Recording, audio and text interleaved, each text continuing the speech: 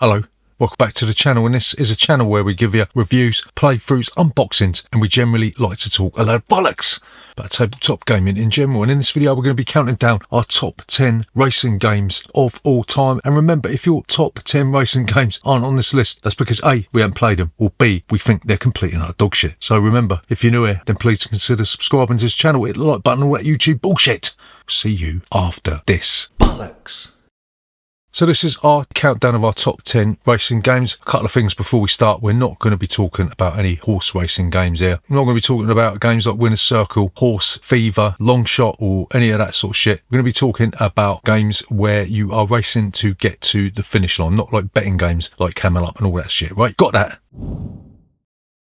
Number 10 on this list is a dice rolling racing game called Cubitos, or Cubitos, or whatever the fuck it is. In Cubitos, you will be rolling a load of dice and you will be pushing your luck, rolling the dice to try and get more symbols into your active play area. If at any time you roll all blanks, then you will bust, but you'll get a couple of little bonuses just for the sake of it, right? And then you will use the symbols on your dice to do stuff. You'll be able to use the feet symbol to move, and then you'll be able to use the coin symbols to buy more dice that will give you better special abilities. All the while you'll be trying to navigate around the course. You might be able to get a special ability that will allow you to walk on water, right? You might be able to pick up a load of coins on your way around the course. It'll give you a leg up over your opposition. Cubitos does have a bit of a wacky theme, right? And it only plays up to 4 players, but that is going to be rectified with the foul play expansion that is allegedly due to be released next year sometime, right? It does have a few shortcomings. Obviously, being a dice-based game, it does have a lot of random luck elements, but it's still a blast and we love it.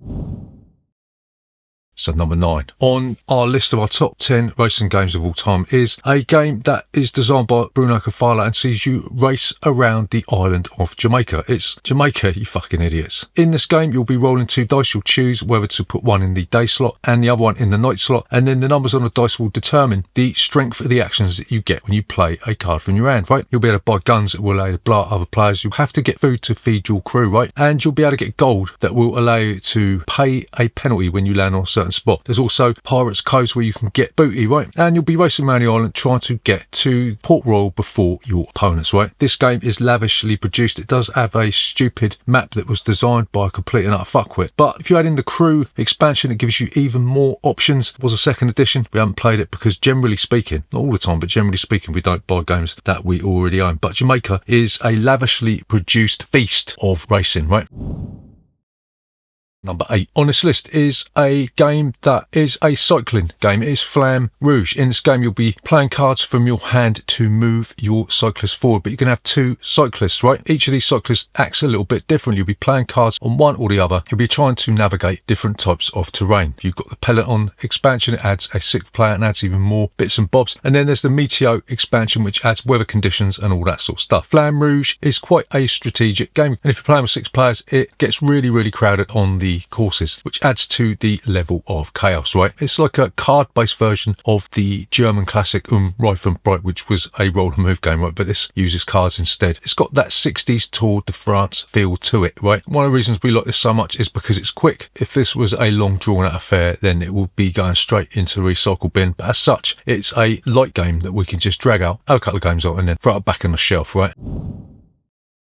So number 7 on this list is a game that I like to play with my kids. My kids adore this game. It is called Dino Race. Yeah, funnily enough, this is designed by Ares Games, the same company that make War of the Ring. But it's got nothing in common with War of the Ring apart from a big fuck-off volcano, right? In this game, you'll be playing cards from your hand to move onto different types of terrain. At a certain point in the game, then the volcano will explode and you'll be systematically turning over tiles that you have already laid behind you. This means that the volcano will eventually catch up to your dinosaur miniatures, which, by the way, are absolutely fucking adorable. There's also a nice little random element that can be mitigated. You'll be rolling the die and that will throw a spanner into the works. But so far as kiddies racing games go, this is one of the best, if not the best. Looks absolutely fantastic. Kids love it, and because they love it, I love it. So number 6 on this list is a granddaddy of racing games now, isn't it? Right, it's Formula D, or the original Formula Day, right? It makes no fucking difference whatsoever, unless you've got a problem with that. This is a roll and move game. Yes, it's a roll and move game, but fuck it, I don't care, right? In this game, you will be using different custom dice to move your car forward. You'll roll the die and you'll move that number of spaces forward, right? Yeah, I know, it's horrible, isn't it? But the thing that makes this game great is that each corner means there's a number on each corner, and the number determines how many times you've got to stop in a certain section, right? So you've got to sort of plan ahead and think, well, you don't want to be in a high gear when you're going around a tier 3 corner, right? In the later version, they also threw in some street racing stuff, right? There's an extra board on there. You've got some characters to mess about with, and one of the things we don't like about it is that the advanced rules can get a little bit fiddly, right? And they get a little bit confusing for my pea-sized brain, so we generally play with just the basic version. But Formula D plays up to 8 players, I think. Hang on. No, fucking hell, it plays up to 10 players, right? So you can have basically a party game, innit? This is one of the best roll and move games out there, so even though you'll be rolling dice to move, I don't give a shit. So number 5 on this list is a game by Ryan Kanicha. It's the Race to El Dorado. This is a deck building racing game, right? You'll start the game with a basic hand of cards, and you'll be using the treasure cards to buy extra cards from a display into your hand, right? And then you'll be playing cards from your hand to move on certain terrains. So if you play a machete, you'll be able to move onto a machete space. If you play an ore card, then you'll be able to move onto water. There's also the possibility of buying in cards that give you special abilities. And you can stop in a cave and get a special bonus along the way, right? This game is always tight. I think the last video I made about this, I boasted that I had never lost this game, but as is life, I recently lost my first game of this and I'm not happy, but it doesn't matter, right? Because it's a novel racing game. It never gets old. There's a couple of expansions for it that add even more stuff, right? So if you like deck building and you like racing games, then this is a no-brainer.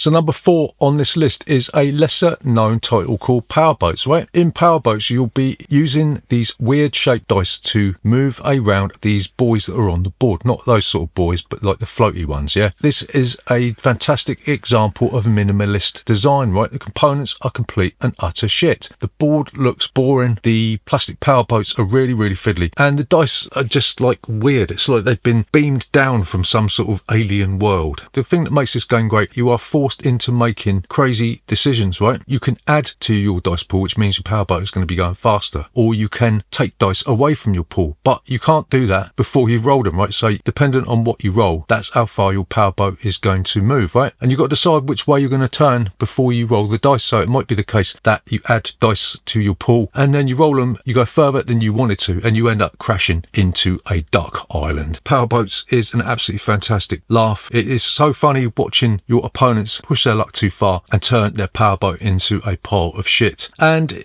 I suppose it's funny them watching you do the same thing, right? So I don't even know if you can get hold of this now. If you can find it, it's well worth a look. So number 3 on this list is a game that was released like last year sometime. It's Heat Pedal to the Metal. People were wanking each other off when this was released, yeah? There was like a collective orgasm in the board gaming community when this first came out, right? And I suppose it is sort of justified because it is a pretty good laugh. It's like the spiritual successor to Flamme Rouge in a sense. You'll be playing cards from your hand onto a board like you do in Flamme Rouge. And in fact, I think it's designed by maybe one of the same geezers that did Flamme Rouge. But the idea is to cycle heat through your deck. Heat is bad, but it's also good at the same time because it allows you to turbocharge your engine and move further than you ordinarily would. The basic game of Heat is good enough, right? But the designers are throwing in loads and loads of stuff. You've got upgrades for your car. You could play 3-year racing season. And the insert tantalizingly teases the option of an 8th player, which may or not come to fruition later on next year. So yeah, Heat Pedal to the Metal doesn't really break too much new ground, but it is still an exciting racing game that I'll play anytime, anywhere. Number 2 on this list of our top 10 racing games of all time is a dexterity game that we have been banging on about since the cows have come home. It's Pitch Car. In this game, you will be flicking a disc around an MDF track and you'll just be trying to come in first, right? There's a few rules to deal with if your disc flies off, or if it turns over upside down, or if you knock another disc off of the track. But essentially, the main draw of this comes from the expansions that are available. There are billions of expansions. You've got the loop expansion, which sadly we missed out on. It was one of them Kickstarter rip-offs. You've got tunnels to go through. You've even got a stunt track which raises the track above the table, yeah? Pitch Car is such a simple idea. It's just be flicking a disc around a track, yeah? It does take up a lot of space if you've got all the expansions. We've got ours in a big fuck off box down by my foot, and me being a complete and utter twat, I have dropped it on my foot on occasions, yeah? Pitch Car is a classic, right? If you haven't got this in your collection, then you may as well write dickhead right across here. It's number 1 on our list of our top racing games of all time. And the greatest racing game ever made is Ave Caesar, right? Ave Caesar is a metaphor for stripping all of the nonsense and all of the bullshit out of your life and basically just living in a box. Ave Caesar, you're going to get a deck of cards, you're going to be drawing 3 cards, choose a card and you'll move that number of spaces forward. But the thing that makes this game great is that there are choke points on the board where only one player can go. So if somebody occupies that choke point and you haven't got the card that's going to allow you to move right up to their arse, then you're not going to be able to move, right? So you're going to be a turn behind. If you add to this the fact that you're going to have to shove a coin up Caesar's alley at some point during the race, but not on the 3rd lap, then that also adds a level of strategy in this game, yeah? Ave Caesar was recently reprinted by Dice Tree Games in an attempt to revive this classic title. It was a bit of a mixed bag, right? You know, the board was a little bit smaller than the old Ravensburger version and the card quality wasn't that great, yeah. You use these black bordered cards that are going to get damaged the more you play it, right? But it did give you more options with the tracks. There's 8 different tracks that you can create and there's loads and loads of variants included in that version, right? So I suppose it is the definitive version if you are looking for this one. But Ave Caesar is another great example of minimalist design, and sometimes you don't want these fucking flashy miniatures games, do you? You don't want Simon to get hold of the classic games and spunk a load of miniatures all over the board. So yeah, that's why Ave Caesar is the best racing game ever made. So there you go, that is our top 10 racing games of all time. Remember, if your top 10 racing games weren't on this list, that's because A, we haven't played them, or B, they're complete and utter dog shit. But remember, if you're new here, then please consider subscribing to this channel with the like button and all that YouTube bullshit. See you next time.